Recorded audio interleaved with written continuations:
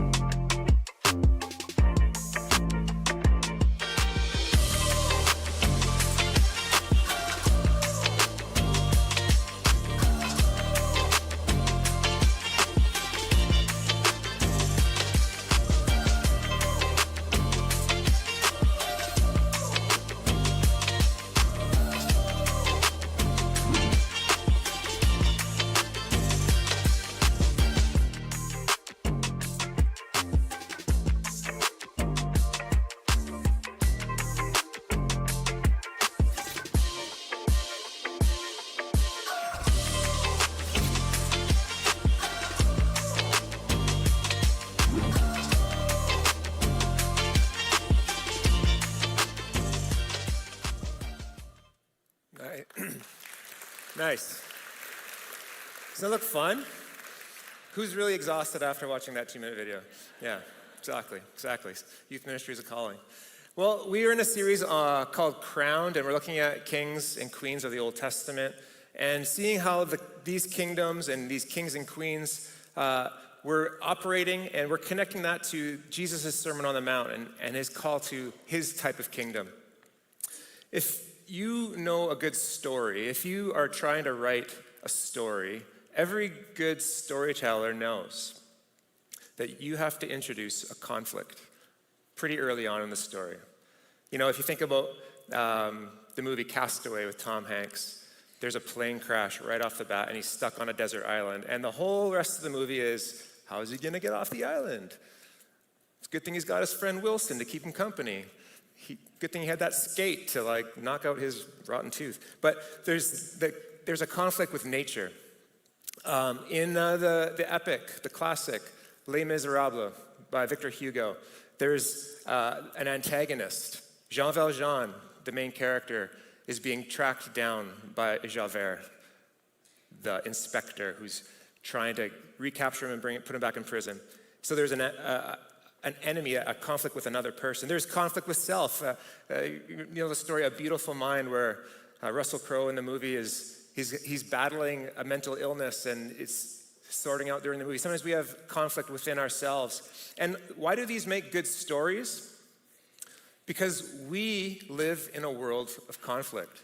Because it's our lived experience to experience conflict. We experience it in different ways based on when and where we're born in the world, the circumstances of our environment. Some of us have faced much more conflict than others, but we all live in a world marked by conflict. Every day I get news notifications on my phone that are just full of conflict, whether it's war, whether it's disease, whether it's political.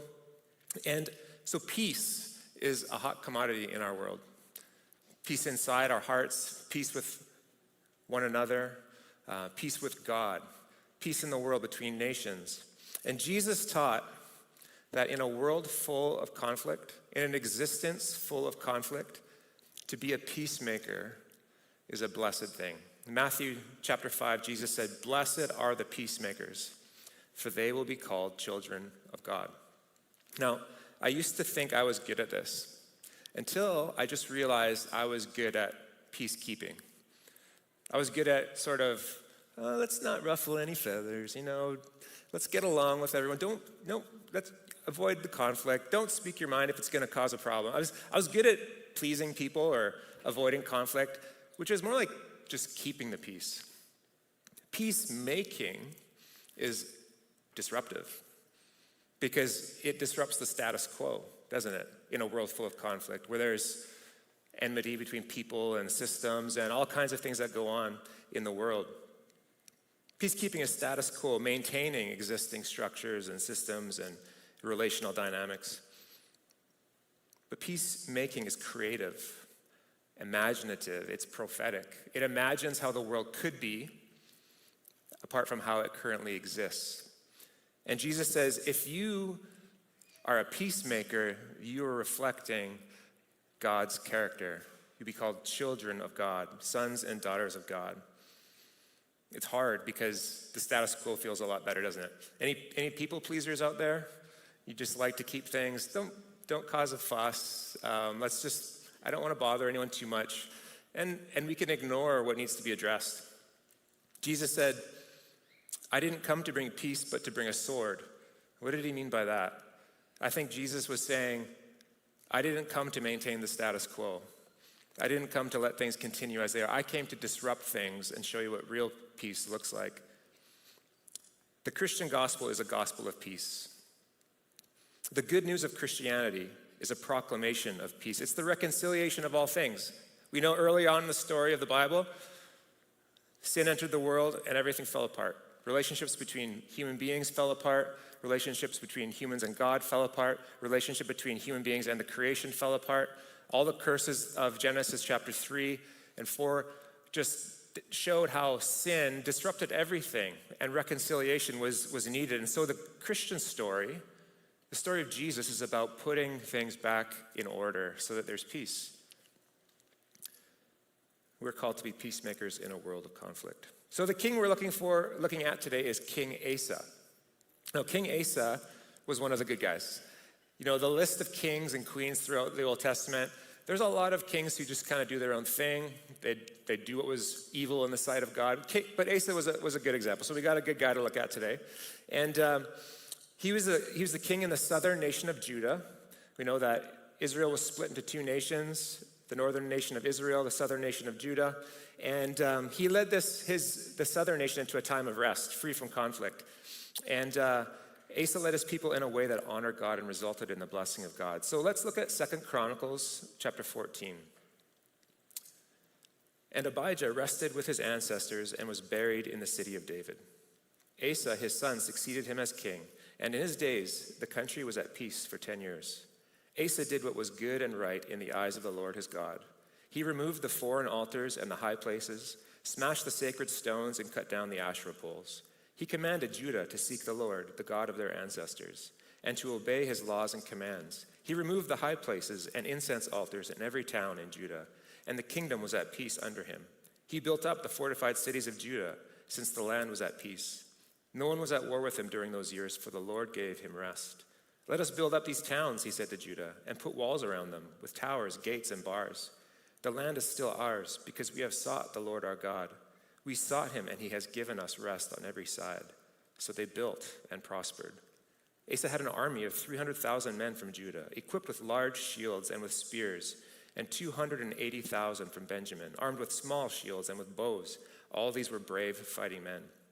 But Zerah the Cushite marched out against them with an army of thousands upon thousands and 300 chariots. Here comes the conflict, right? And came as far as Mareshah. Asa went out to meet him, and they took up battle positions in the valley of Zephathah near Mareshah. Then Asa called to the Lord his God and said, Lord, there is no one like you to help the powerless against the mighty. Help us, Lord our God, for we rely on you. And in your name we have come against this vast army. Lord, you are our God. Do not let mere mortals prevail against you. So the Lord struck down the Cushites before Asa and Judah. The Cushites fled, and Asa and his army pursued them as far as Gerar. Such a great number of Cushites fell that they could not recover. They were crushed before the Lord and his forces. The men of Judah carried off a large amount of plunder. They destroyed all the villages around Gerar, for the terror of the Lord had fallen on them. They looted all these villages, since there was much plunder there. They also attacked the camps of the herders and carried off droves of sheep and goods and camels. Then they returned to Jerusalem. Wow, what a victory. You know, God delivered Asa and the Judahites. And there's three things I want to point out this morning that Asa is an example to us about. Asa obeyed the Lord.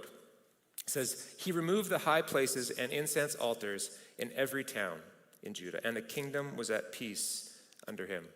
So, Hebrew law 101, don't have other gods. That's just basic. This is ground level, like par for the course. That's the big deal with the Mosaic covenant. Don't have another God beside Yahweh. And Deuteronomy chapter 8 lays out this list of blessings if you obey the Lord and curses if you disobey the Lord. You know, the list of blessings is rich and good, but it's about 14 verses. The list of curses is like, it kind of just goes on for like 40 verses. It's like, do not disobey the Lord.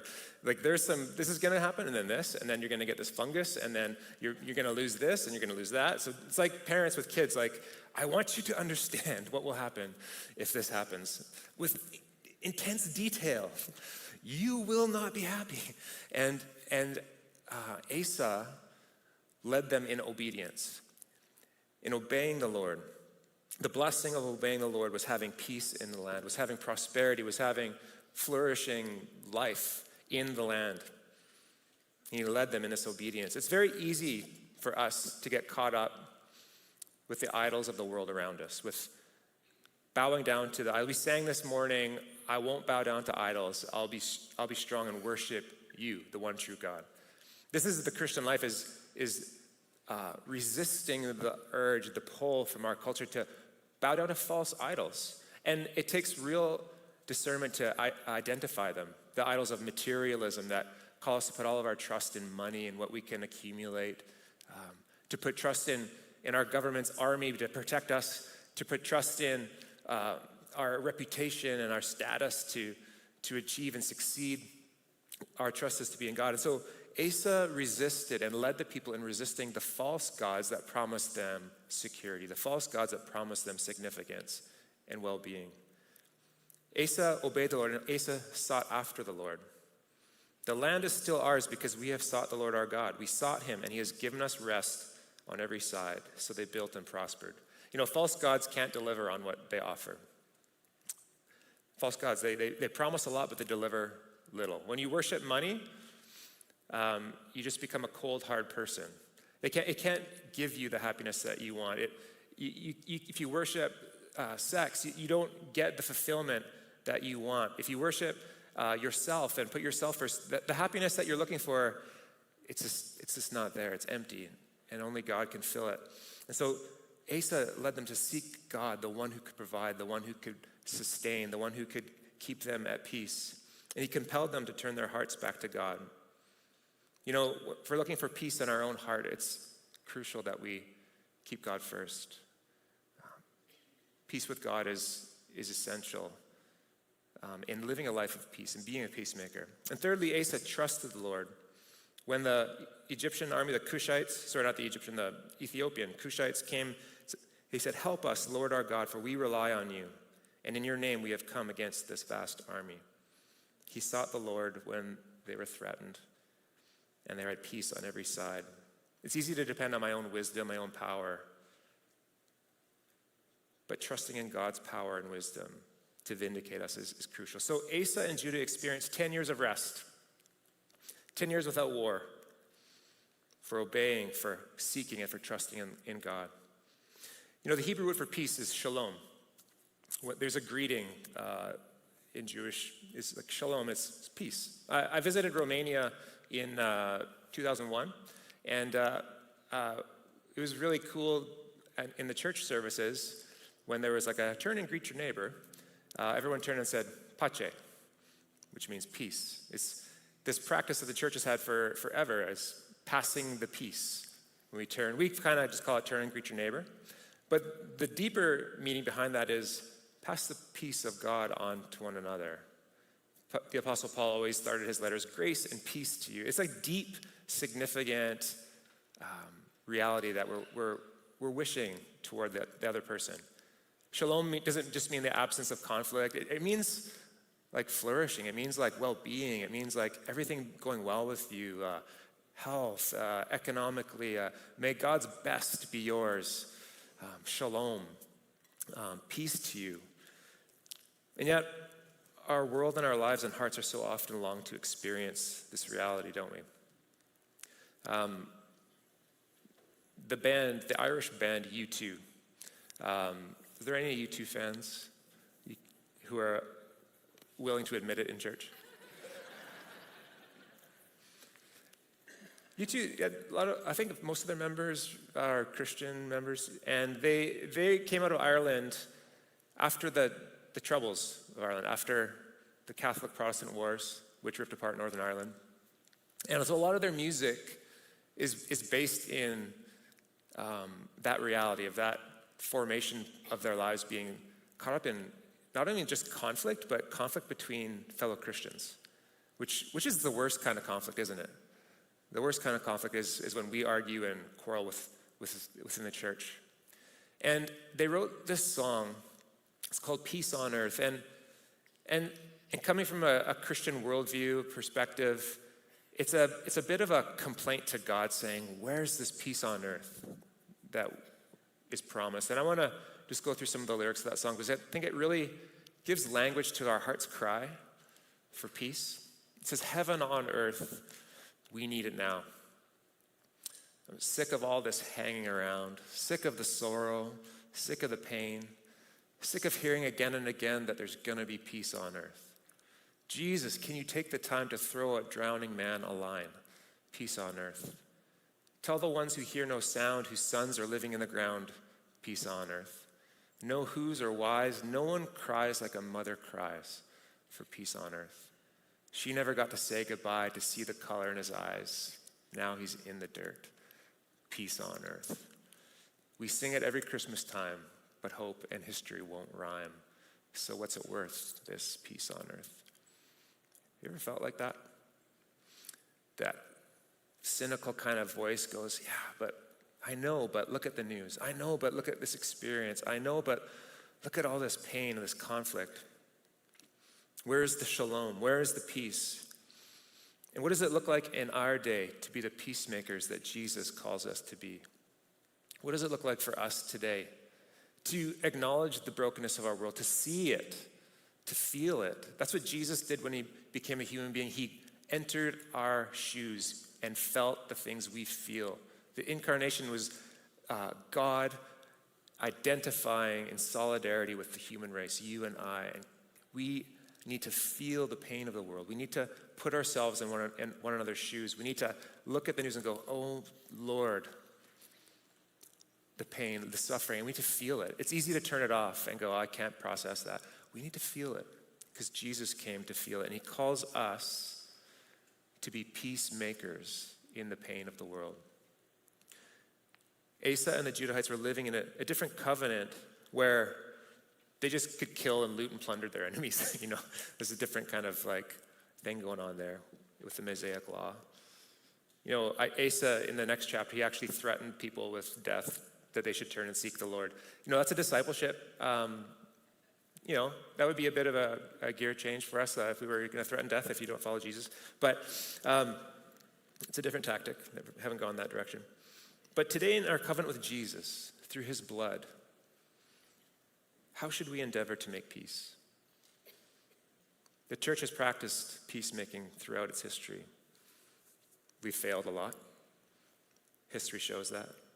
But for Christians of the new covenant, we need to look at Jesus' instructions at how to be peacemakers, how to be children of God in a world full of conflict.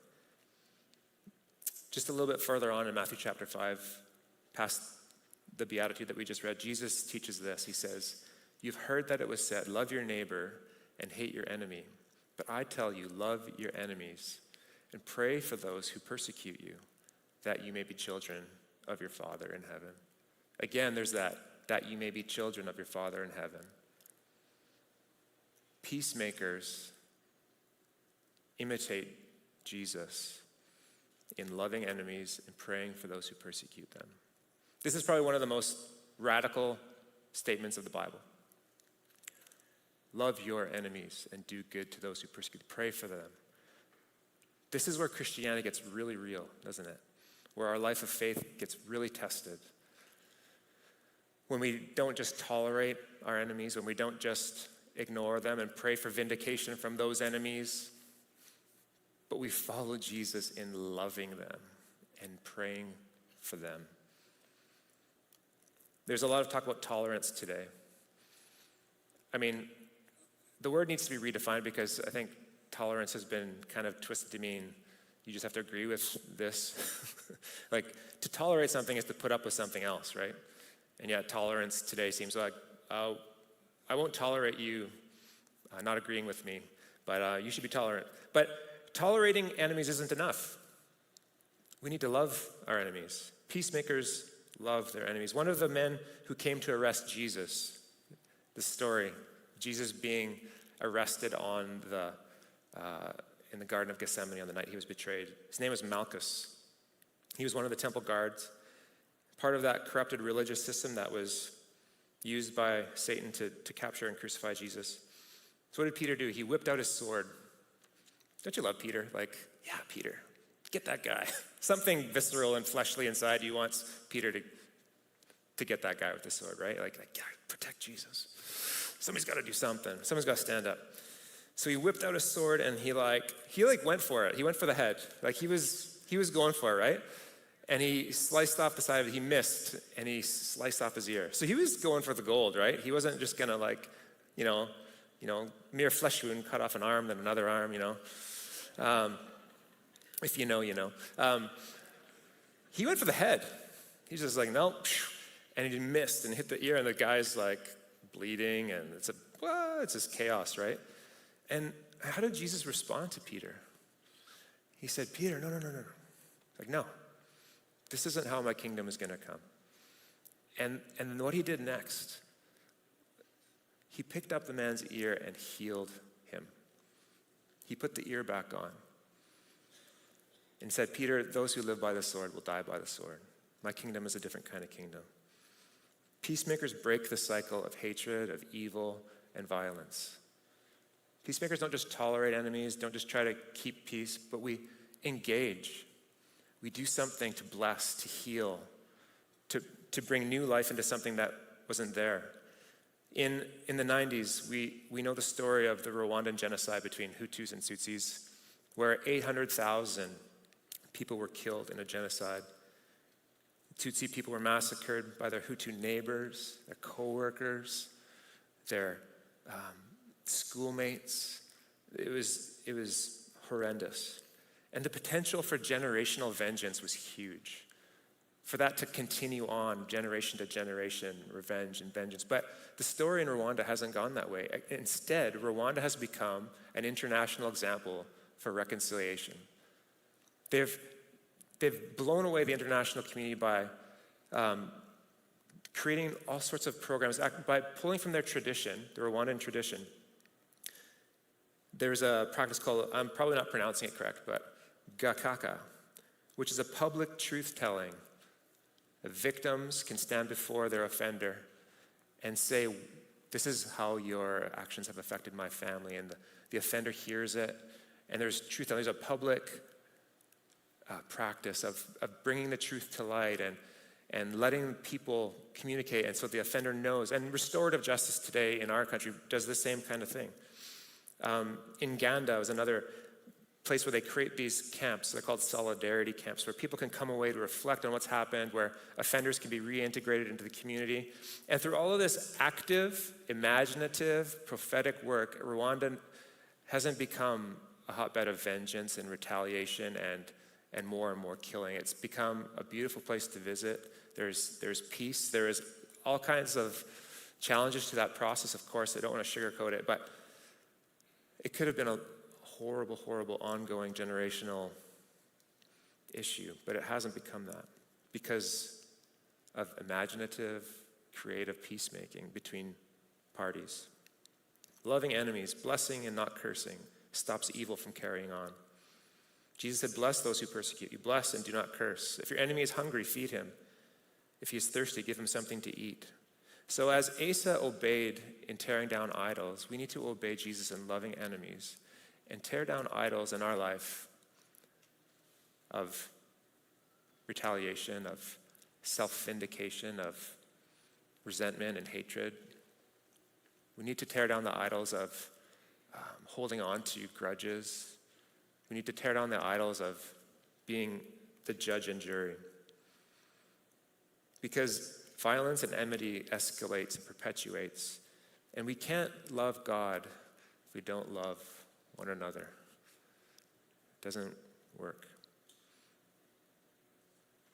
So Asa obeyed the Lord, and we need to obey the Lord in tearing down idols and loving our enemies. Secondly, we need to seek the Lord. Asa sought after the Lord for help, for protection from the Cushites. And Jesus taught us that we should seek the Lord, but we should pray for we should pray for our enemies, not just ourselves. So peacemakers go beyond seeking God for their own benefit and help and seek him on behalf of their enemies. Peacemakers go beyond asking God for their own help and pray for those who are harming them, who have harmed them. As I was preparing this, a funny story came to my mind. When I was on holidays with my family, we were in Vernon, and the people's house we were visiting had this really steep sloping driveway toward the house. And we were packing up, ready to go, and my brother was fooling around on our friend's bike, and I was standing down by the house, and he went to roll down the hill, but he lost control of the bike.